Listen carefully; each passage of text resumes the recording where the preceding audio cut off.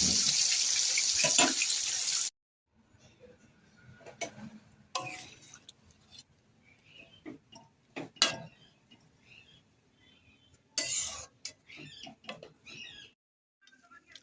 দুপুর বন্ধুরা, এই দেখো অনেক বিয়ে বাড়ি ঠিয়ে বাড়ি খেয়েছি।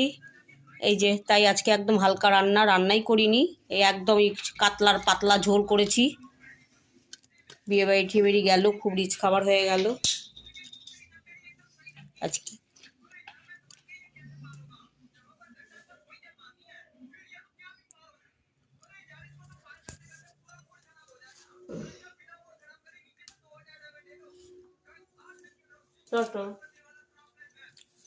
বিয়ে বাড়ি খেয়ে সব ক্লান্ত হয়ে গেছি আমরা, তাই একদম হালকা রান্না, আজকে রান্নার দিকেই যায়নি।